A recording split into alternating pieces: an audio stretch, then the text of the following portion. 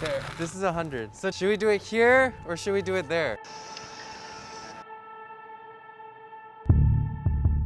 Never before have there been 5 congressional candidates of Korean descent running at the same time. My Korean name is Sunja. You think about my existence being part of a national tragedy, the discrimination and the stigma, right? There was stigma. I'm forever grateful for this country that gave me the opportunity to realize the American dream. My both parents fled from North Korea communism. I'm running because I want to work with you. My story as a Korean American story can be fundamentally an American story.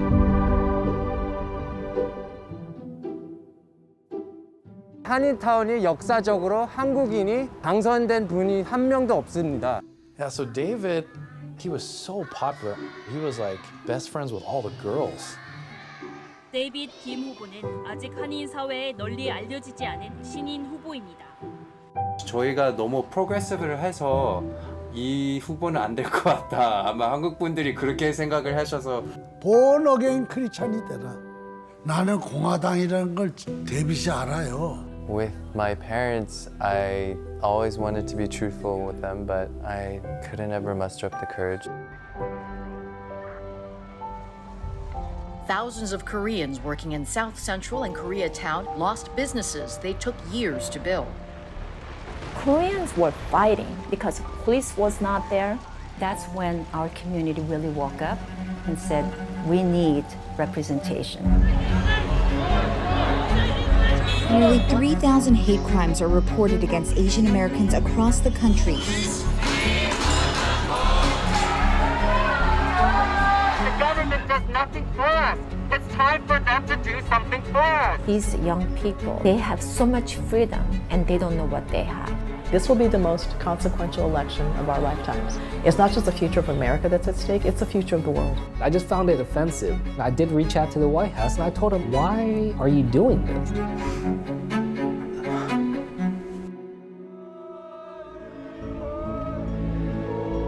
We transcend the partisanship when it comes to serving our communities. We can volunteer and fight for what's right. That's the America we're fighting for.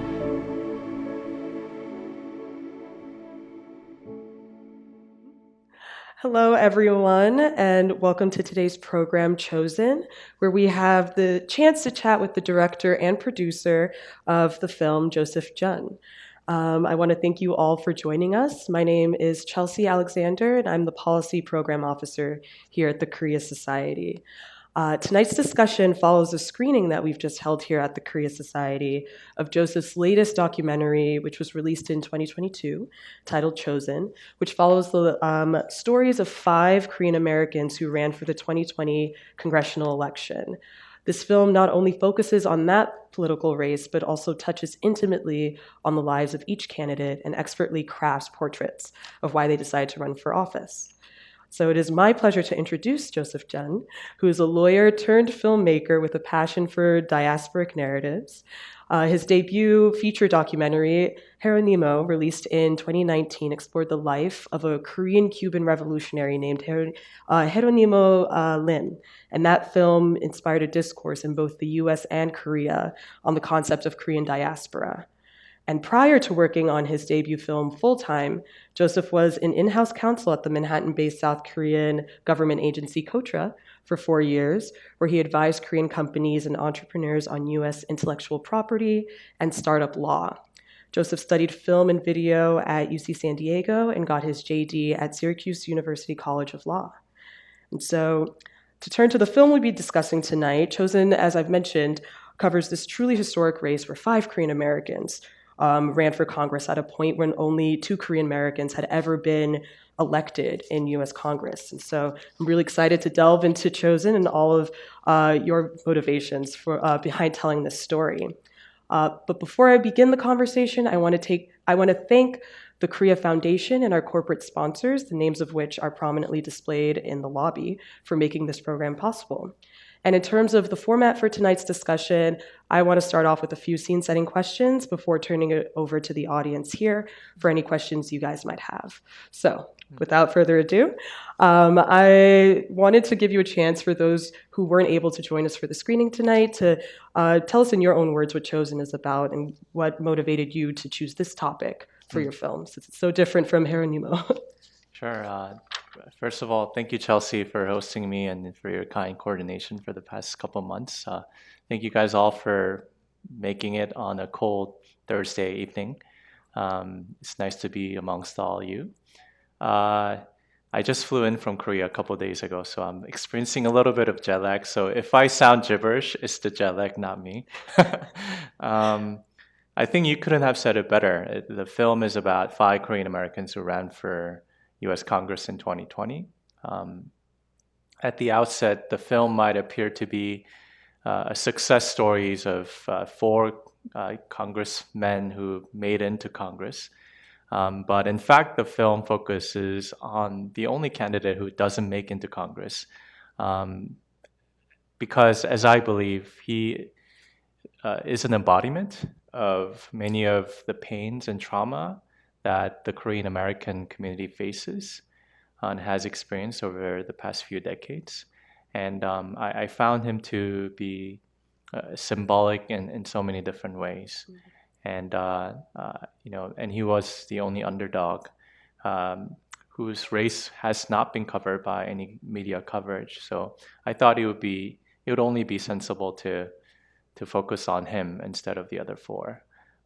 But yeah, it's been exactly a year since the film had an opening theatrical release in Korea last year. So this is full coming circle moment for me to be able to have the film here at the Korea Society. Yeah, we were very happy to show this film here tonight. And honestly, you're talking a lot about David's kind of pain and struggles throughout the film. And that points me to the opening scenes of Chosen, where we see descriptions and clips of the LA riots, also known as Saigu.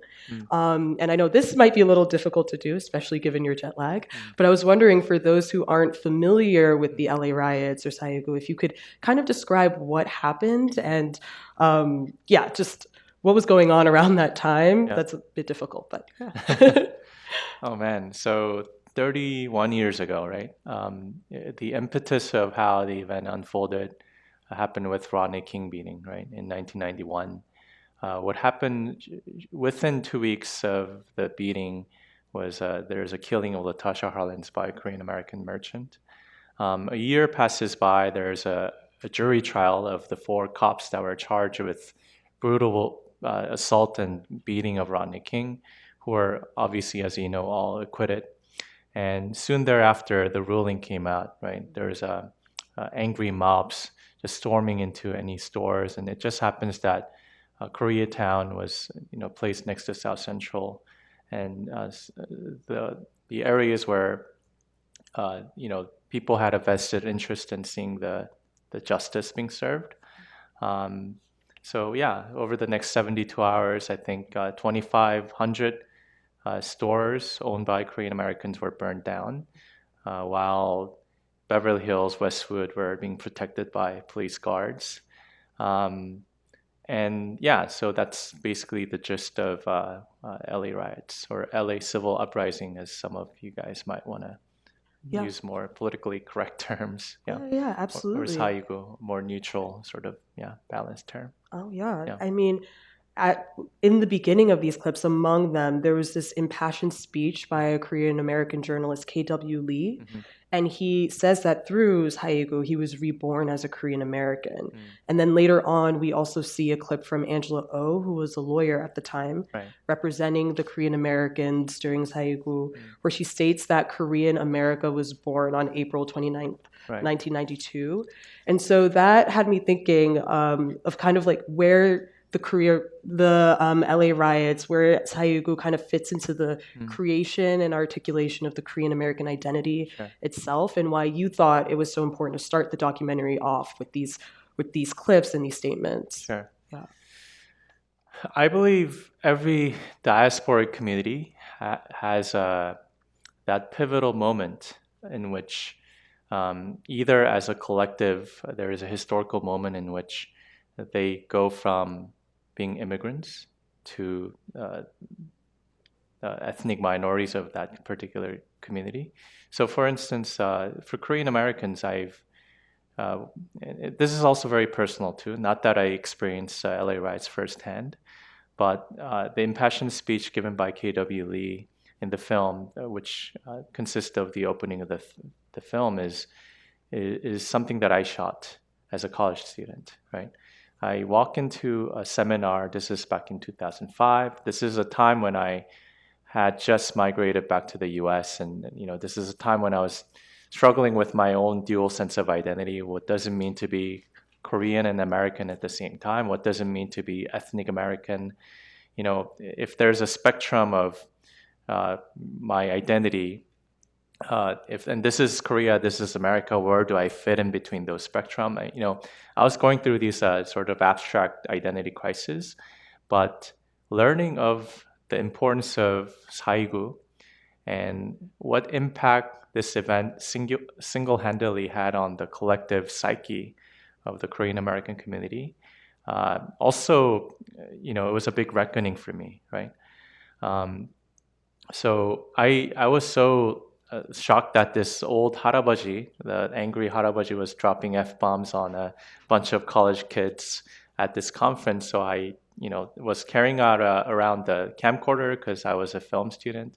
And I started filming him. And the moment I filmed him, I felt like I became Korean American. It was almost like a spiritual experience. And I always kept that footage for years, for decades. And I thought it's only appropriate that I start the film with this clip, because had it not been for K.W. Lee, I would have never made Chosen, right? So so that's how I decided to use that particular clip. But going back to your talk, Pachinko just came out, right? Mm-hmm. And we talk about how Korean immigrants in Japan became Jainichi, or Korean Japanese. Mm-hmm. There's also a significant population in Yanbian, China, where there's at one point, over 2 million Korean ethnic Chinese people living on the border between North Korea and China, right? And I asked my Korean Chinese friends, how did you guys become Korean Chinese instead of Korean immigrants living in China, right? And he referenced the Cultural Revolution of China as that pivotal moment in which they going from being Korean immigrants in China to Korean Chinese, right? 조선족. And I referenced 1992 as that pivotal moment where I feel like collectively we became Korean American, and our definition of what American dream changed from that point on, from something of an economic stability and success to becoming an integral, responsible member of the American public, right? So yeah, I had to point to LA riots as that backbone of political representation and our impetus for running for office. Yeah, I mean, it's clear throughout the film that the LA riots were extremely important. And now it's also clear from your answer how important it was to the creation of that Korean American political identity, being in America. But in the film itself, there's also this really striking fact that until 2018, there'd only been one Korean American elected into office. And then later on, we also see a Korean community leader also talking about how during the riots, there was no political representation for them to really turn to. And so given this importance of this event to your manifestation of your identity, as well as to the Korean American community as a whole, I was curious as to why it took so long to see Korean American representation in US office and representatives. And then that made me wonder why in 2020 we saw 5 Korean Americans come to step up and run. So curious about that. I asked that same question to all the political candidates at some point, and I think they're saying that it takes a generation for there to be sort of a reckoning, and for them to have aspirations to run for office. So, 1992, if that's sort of the birth point of that collective reckoning, it took us literally 28 years, almost 30 years, for the new generation of leaders to rise up. But this was also sort of the questions that, especially young Kim and Michelle Steele Park, who were still around in 1992, they were questioning themselves exactly the same question, right? They said, we invested so much of resources, time, and everyone's collective efforts to really, inspire younger generations to run for office, but it never materialized, right? But there have been attempts in 2016 and 2014 and of other candidates, but we just never really got to learn about how their personal journey was. Primarily because they didn't make it, right? Had they made it, I'm sure there was this newfound passion for learning about what motivated them to run. So it's something that I think a lot of social researcher or people in academia can look into as well. Why it took us 30 years since the riots for us to finally have this many representatives on the federal level, right? And it's only the beginning. There's a lot more to go, right? Oh, absolutely, absolutely. Yeah. And I mean, you've mentioned a few of the candidates already: Young Kim, Michelle Park Steele, and obviously there are two of the Korean American candidates who ran during this election. I was wondering if you could go through some of the candidates very briefly, just because they all fit under the Korean American label, but in very different ways. And I think your film illuminated kind of this diversity within this one label. So if you could just give us brief descriptions. Yeah, I mean,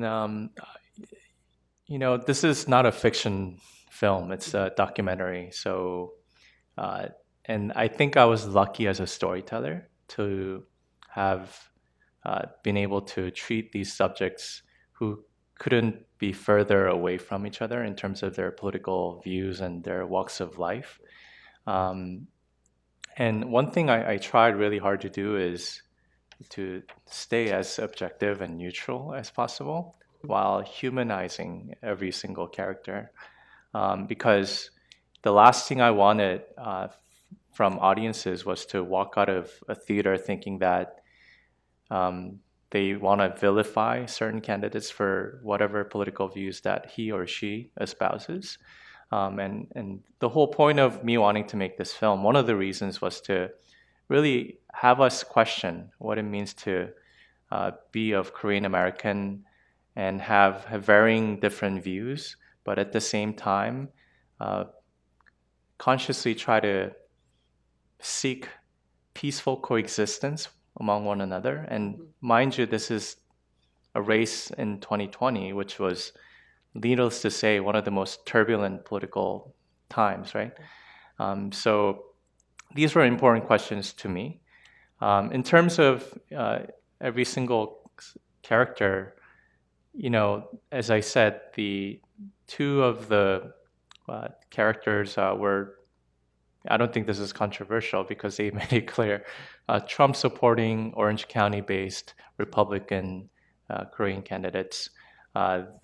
David Kim, probably most on the far left, is a AOC type of progressive candidate who has, many of the identity crises that he deals with, he had to cope with within him.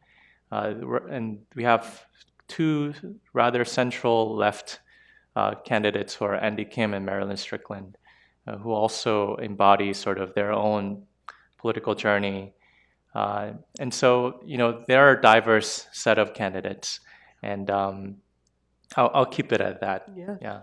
No, I think that's a really great description. I mean, I feel like one important thing that you've brought up was the fact that this election was during 2020. I mean, that was a very tumultuous time, as everyone remembers. We had like coronavirus. You see in the film people still wearing masks or not. We see the George Floyd protests, a rise in anti-Asian hate, and also presidential election. So I was a little curious about what that was like for you as a filmmaker, trying to create this during such a crazy time. Yeah. How, I guess, kind of the logistics of that all, and if this backdrop kind of changed the filming experience for you, and if there were things you had to take into consideration while filming all of the candidates. It felt really dystopic at the time, to say the least. And because we're operating under a very small team. At most, I think we had 4 people on one spot. I think that nimble nature of our team allowed us to make this documentary. I think if we been a bigger team, we probably had to put in effect a lot of the COVID restrictions or regulation issues. By the way, if you would allow me, I would like to just talk about why I wanted to make this film to begin with, which I think is somewhat related to the later question that might come up. In 2020, this was just a few months after I completed my first film, Jeronimo, which is a film about Koreans in Cuba. And we had a theatrical release in Korea. And, I came back to the States thinking that there are so many different screenings scheduled around the world, basically, the 40 different locations. And then COVID hit. And so I had to relegate back to my parents' home in Korea. And then I was thinking, oh, what should I do now? Like, should I work on another film? Should I go back to practicing law? And during that time, I picked up a book by John Bolton, Trump's security advisor. And in the book, he talks about Hanoi Summit, right? The peace summit between President Trump and Kim Jong-un of North Korea. And many of you guys might recall in 2018, there was a big sort of buzz about, would this finally bring peace to the Korean Peninsula? And I was one of the members of Korean diaspora who was also relatively interested in what's happening, what was to unfold. And in the book, John Bolton basically says, the reason the peace talks failed between US and Korea, North Korea and South Korea as well, and I'm sure the details are a lot more complicated, but he really had a simplified sort of version, right? He basically said it's because of the impulsive decision by Trump, self-interest by Pompeo, the state guy, and ideological difference of Bolton himself. So impulsive decision, self-interest, and ideological difference is what rendered no peace for the Korean Peninsula, right? And as I was reading those lines, and I'm sure the details are a lot more complicated, wow, the fate of an entire region, of an entire country, literally hinges upon the decision of 3 old white American politicians, right? And so I had a hypothesis, which was, what if some of those positions were occupied by Korean Americans who had personal relationship to the region, to the geopolitics of the Korean Peninsula? And it was around then I picked up a newspaper where it said there are 5 Korean Americans running for office, federal office. And so I thought to myself, maybe I should start following them. And then that's why I flew into California. Initially, I only had the permission of David Kim. One by one, the other 4 candidates, I tricked them into thinking that, hey, I had the permission and agreement from the other 4. Would you want to be the only one missing out on this great journey? Everyone eventually signed up. And I can go on and on, but I'll stop there. No, that's an amazing story about how this started and kind of like bringing into effect all of these things that were working at the same time. You have COVID, you have presidential election coming on, and the North Korea peace talks and all of that going on. So that's an amazing origin story. I didn't foresee the kind of challenges that we might run into, because it was out of that simple conviction of me wanting to see what impact these 5 Korean American can potentially have on the American politics, but also in relation to the Korea issues, right? Yeah. And then, it was 4 months of turbulent sort of trials and errors, right? It was pre-vaccination, so we were always on guard and always wearing double masks. And needless to say, it was times. That time period was, I don't think anyone wants to go back to that, and that must have been very difficult as well. Yeah. I actually want to take this opportunity to open to the audience to see if anyone had any questions for Joseph here that they wanted to ask. If any one of you guys are curious, if you haven't checked your Google results already, the film ends with David Kim running again in 2022. The reason we had that as last caption was because, as I said, the film opened in theaters in Korea last year, exactly a year ago, just 5 days before the midterm election. And we wanted to have people wonder what's the results going to be. And David Kim, if you haven't checked already, he this time he lost by 2 percentage points.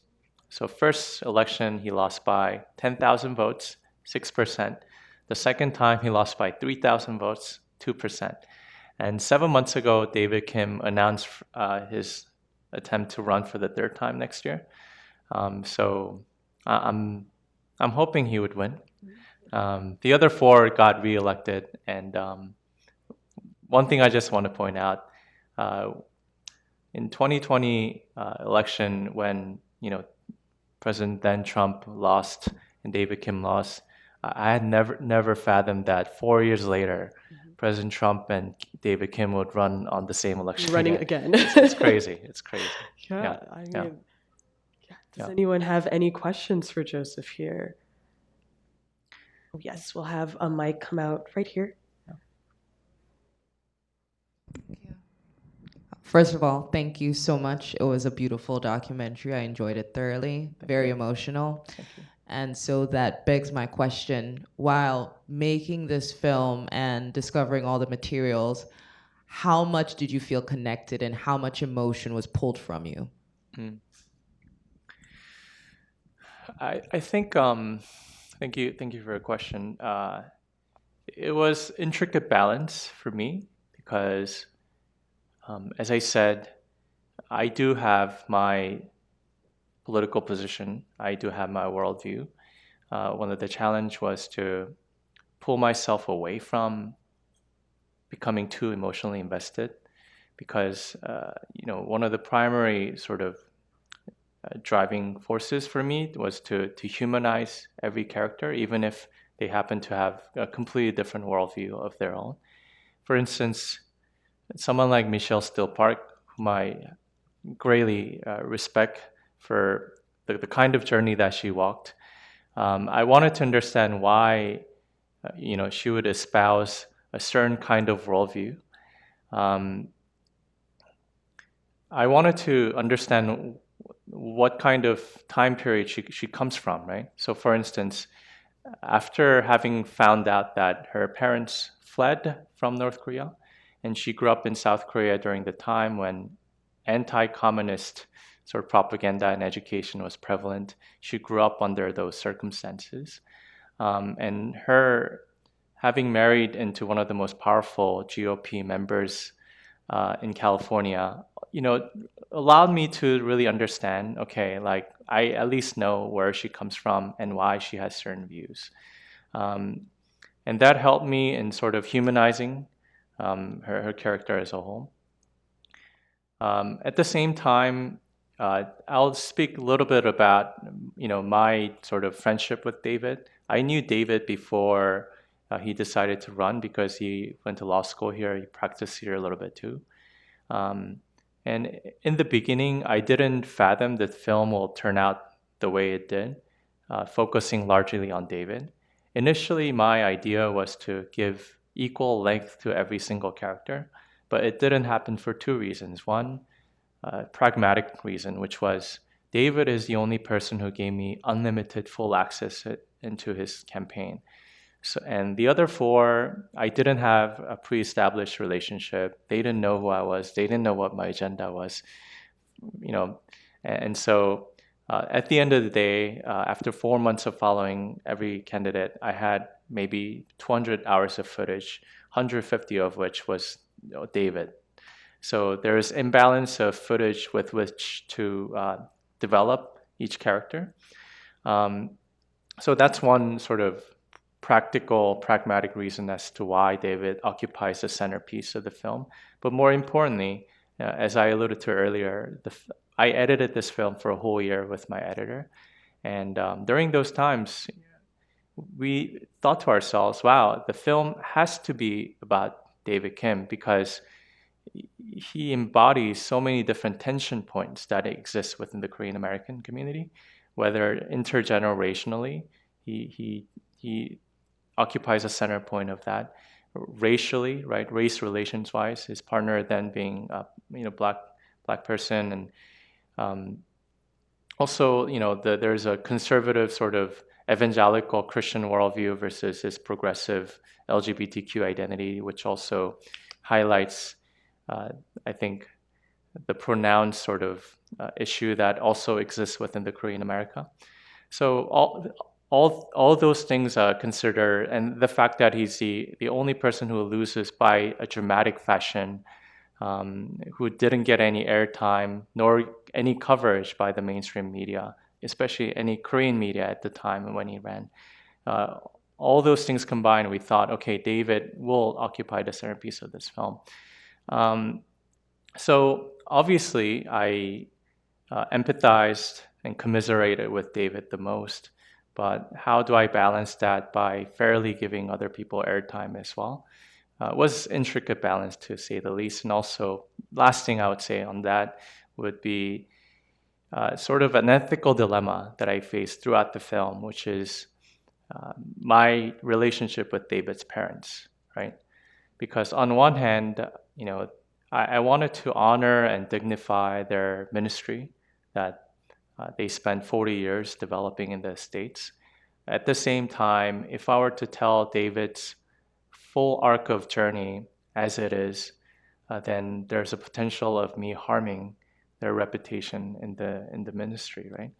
And so, tiptoeing how I'm going to balance that was a big ethical issue. At the end of the day, though, I didn't want to make that decision myself. I gave David and his brother Evan the final call. So here's my edited version, and if I were to present this as such, as is, there's a potential damage that might be happening on your parents' end. Would you want this, or do you want me to curtail and just filter out some of the more harsher rhetoric that comes from your father, so that there's a sort of sanctity of family unit, and I don't want to violate that and violate that. And David and Evan eventually said, we want our story to be told in the fullest, honest fashion as possible. So I decided to honor that, because for them, without such, it wouldn't explain why David had such fear coming out to the Korean community, right? So it made sense to me.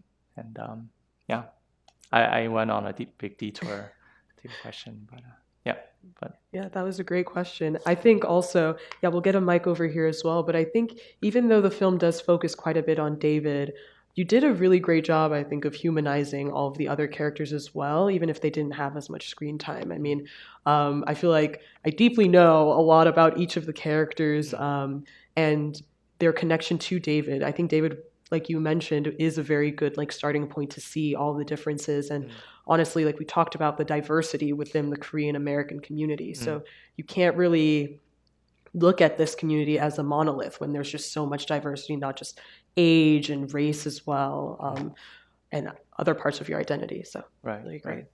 We have another question here. So we remember what happened in LA as what happened to the Korean community rather than to the broader Asian community. But I think in 2023, there are many experiences we share with other members of the Asian community. So I was wondering if you had a chance to learn about how they perceive themselves as member of the Asian community as opposed to the Korean community more narrowly, and also if you had an opportunity to see their efforts to work with them and try to win their support for the electoral success. Sure, that's a great point and great question. And this is something that I'm sort of struggling with, grappling with over the past year or two, ever since the AAPI hate crimes came about in the aftermath of COVID, and how we grapple with what it means to be not only a member of Korean America, but the larger Asian America, right? The way I see it is, I feel like right now, the larger AAPI and Korean Americans in particular are experiencing another form of 사이구, right? This is the younger generation version of 사이구 in a way, because I think there's another collective reckoning in questioning what it means to be a member of Asian American in the larger American setting, right? This is difficult because on one hand,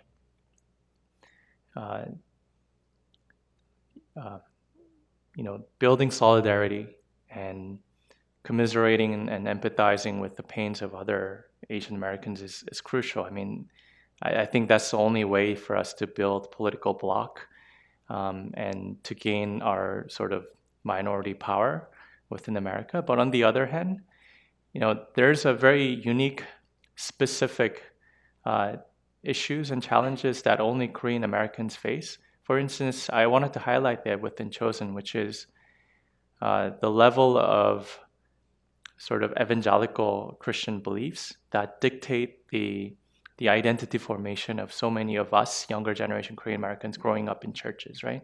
That's, I think, very particular to the Korean American setting, right? I mean, would you agree otherwise? And the level of sort of, I don't know, homophobia that David experienced by virtue of the Christian faith under which he grew up is also very particularly Korean American, I feel.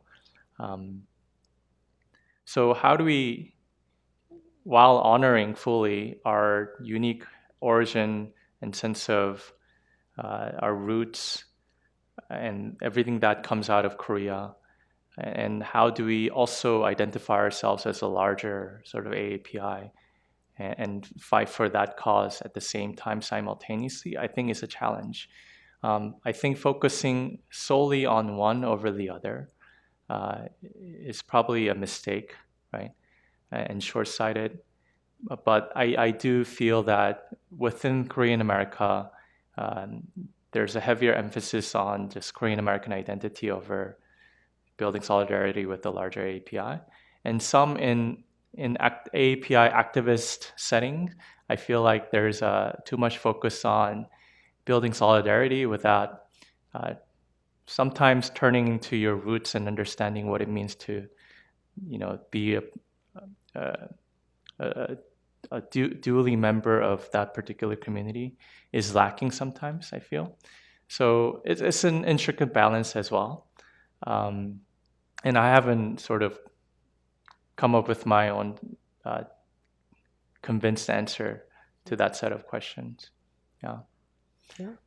Because I've been asked this question quite a few times. Why do you focus on Korean American candidates as opposed to larger API? Because there's over a dozen API candidates in 2020 election. And to that I say, because we're not monolith, right? There's a particular context to each community, and I think honestly sort of observing and trying to question what are the specific challenges that particular community face is quite important to me, at least. Yeah. I mean, I think this touches on, I'm going to just kind of conclude with this point. A question I had about kind of looking to the future. As you mentioned, 사이구 was took a generation to kind of ignite the many candidates that we saw for Korean America. So I was wondering what you thought it would take for this next generation to run for these offices. You've kind of touched on kind of the anti-Asian hate, the rise in that as well. But if there's like any particular thing that you thought would motivate this new generation and some of the challenges that they might have to face that would be different from this past generation of candidates running. Yeah, I mean, I'm just a documentary filmmaker who happened to have made a film about 5 Korean Americans who had desire to run for public office for whatever motivations that they inspired them to run. And it's difficult, right? Because there are many different frameworks through which to approach these characters or to look at the issue, right? One is Korean American sort of identity and having been inspired events like Saigo or AAPI hate crimes, what it means to advance sort of our collective causes, right? That's one framework. I think another framework, broadly speaking, is API causes, right? How do we empower the larger API network, build solidarity, and build our own political blocks so that we are not, left out, left behind. Another framework I may add is a diasporic perspective, right? And I think this is an interesting time because I try to study how a lot of Jewish Americans and Palestinian Americans react to what's happening in Israel and see what kind of impact the members of diaspora can have in making sense of what's happening on the other side of the world, right?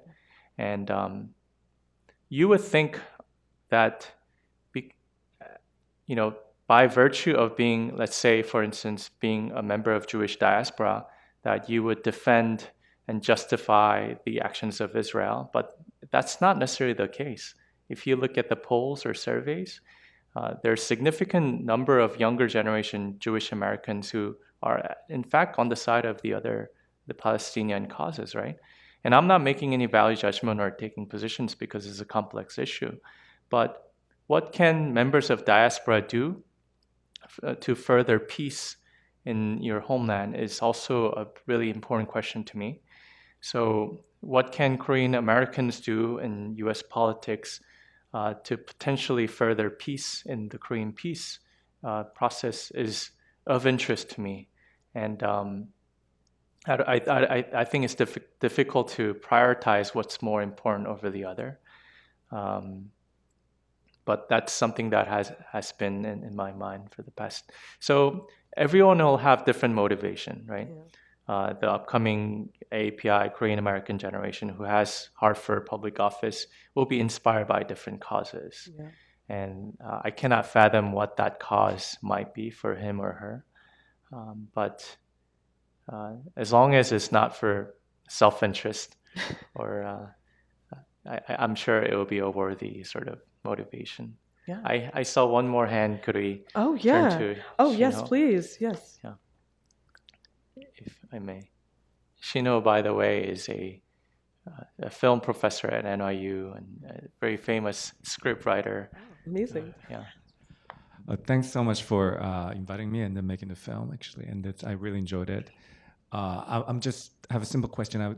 You said the film was shown last year in Korea. I was wondering how the Korean audience responded to the film, because there's a Koreanness that definition is very different, obviously, depending on where they live. Sure. So, yeah. I'll say it was something less important, which is when the film opened in Korea, very unfortunately, just 3 days prior, there's a stampede that happened in Itaewon. So the president came out and he designated that whole week as a mourning period. Obviously, no one's going to go to theaters, and so being the independent sort of distribution and the film, we had to take down the film after only like a couple of weeks, and so not too many people watched in Korea. That's what I want to preface with. But for those who had a chance to watch, they overwhelmingly people said, we didn't realize how many trials and errors and challenges the Korean Americans faced. That was their overwhelming feedback, right? Because to them, which I think is unfortunate, I think their perception of Koreans in America are perceived with this great privilege, right? And luxury that they're somehow realizing and living their American dream. And I don't think Koreans really understood the significance of LA riots, Saigo, to the extent which it affected our sort of psyche and our livelihood. So they said, "Wow, Korean Americans are actually struggling quite a bit." Yeah. Was their dominant feedback. Yeah. Wow, and I mean, like you said, that's kind of the creation of a Korean America, and you kind of see that divergence there. Like you said, just like the creation of this new psyche that you have, defining this new identity, this political identity. Yeah. Unfortunately, I think that is all we have time for tonight, but I want to thank you so much for just this wonderful film and taking the time to chat with us here. And I also want to thank everyone for coming. If you're not here with us today and you haven't seen the film, it is available on Vimeo, and I very much urge you to watch it. And I also encourage everyone here and also people watching to also donate to Joseph's operation so that he can continue touring with Chosen and hosting film screenings like the one we have here. More people need to see this film, so it's really great. And if you enjoyed this program and you want to check out more of the work that we do here at the Korea Society, please go to koreasociety.org. We have tons of programs through the end of the year. Next up on our policy calendar is a virtual program on the U.S., South Korea, Japan trilateral relationship and kind of new directions for this relationship. So I hope you guys can join us online, and thank you. Thank you.